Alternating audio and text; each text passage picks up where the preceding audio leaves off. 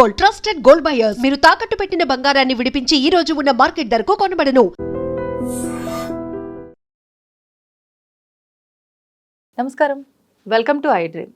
ధర్మ మార్గం విత్ విజిత కార్యక్రమానికి స్వాగతం.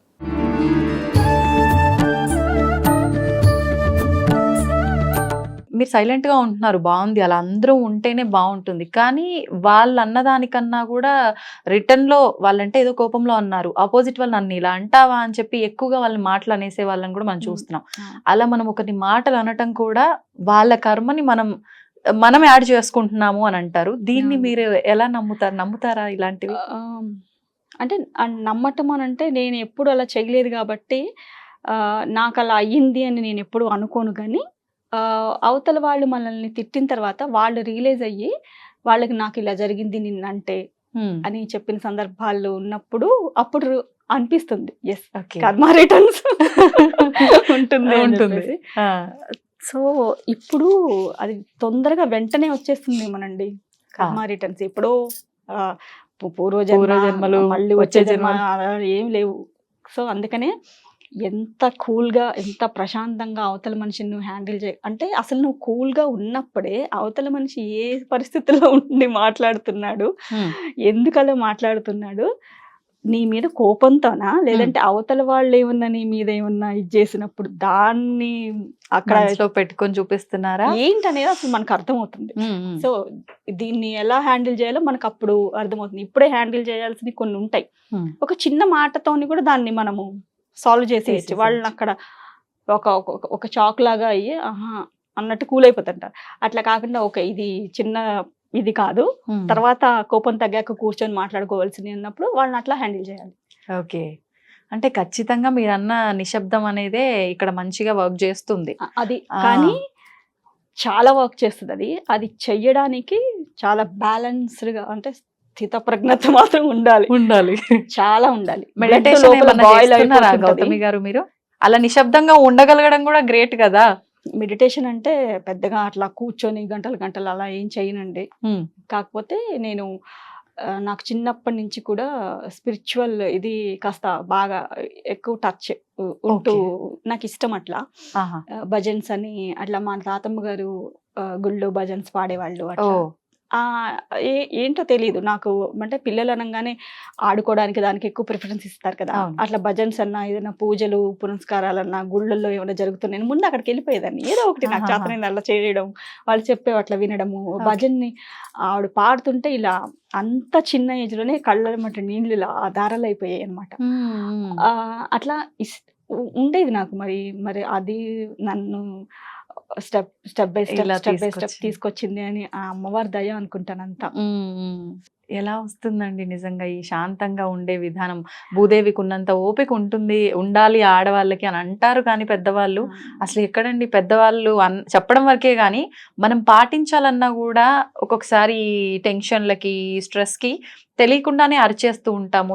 ఎక్కడో చిరాకు తీసుకొచ్చి ఇంట్లో వాళ్ళ మీద చూపించేస్తూ ఉంటాము. ఎట్లా బ్యాలెన్స్ చేయొచ్చు అంటారు? మీరు ఎలా బ్యాలెన్స్ చేస్తున్నారు? డెఫినెట్గా నాకు అట్లా కోపం వచ్చింది అని అంటే నేను ఏం చేస్తానంటే, కోపం వచ్చినప్పుడు మనం ఏం మాట్లాడతామో మనకు తెలియదు కదా. అసలు నేను మాట్లాడాను. అందుకే వాళ్ళతో 2 రోజులు అసలు మాట్లాడను నేను. అప్పుడే వాళ్ళకి అర్థం అవుతుంది. మొన్న జరిగిన సిచ్యువేషన్ కి దానికి అమ్మకి కోపం వచ్చింది.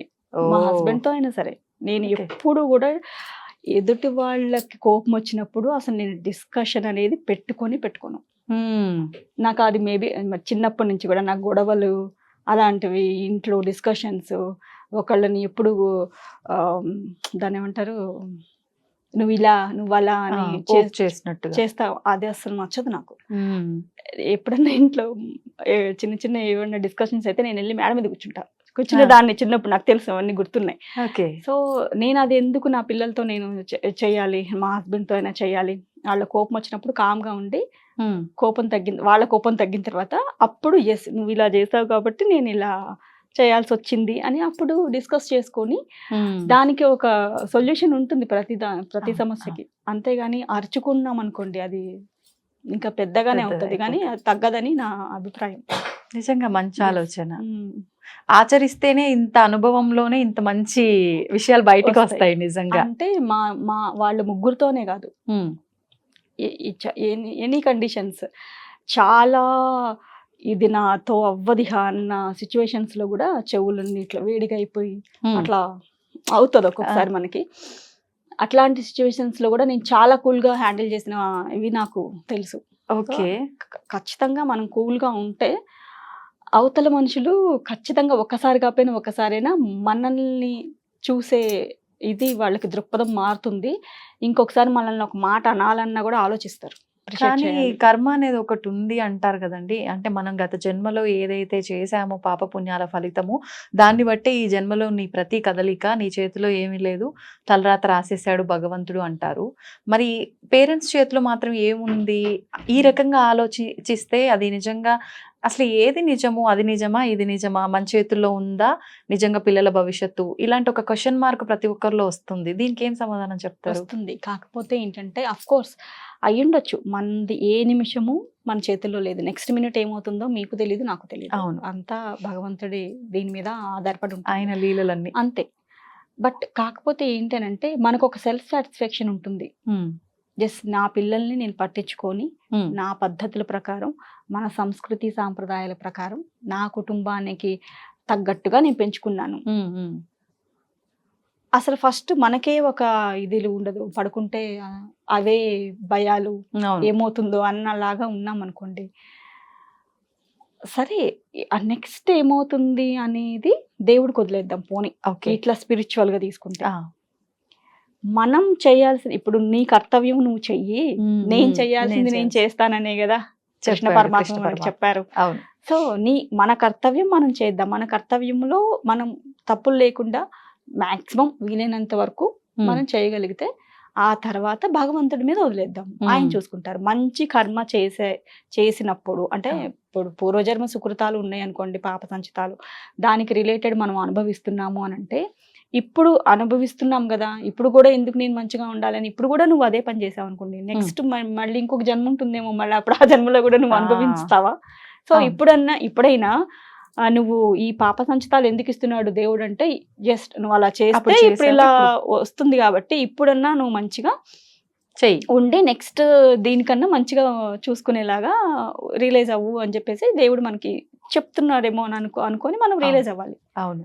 And for more videos, please subscribe to iDream channel. Subscribe to iDream Media. Please subscribe to iDream. Please subscribe to iDream. Please subscribe iDream. And please subscribe to iDream. For more videos, subscribe to iDream.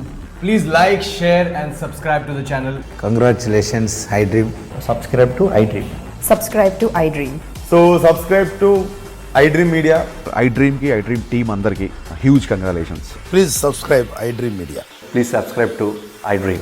Subscribe iDream. Please subscribe to iDream. iDream అంటే నా కళల channel subscribe చేసుకున్నారు, నోరు తిరుగుతలేదు, మీరైతే గంట గుర్తు కొట్టండి. For more such videos, please subscribe to iDream. Subscribe to iDream. Please subscribe to iDream. Please subscribe iDream Media. Please do subscribe to iDream. Please subscribe to iDream Media. For best entertainment and information, please subscribe iDream. And don't forget to subscribe to iDream.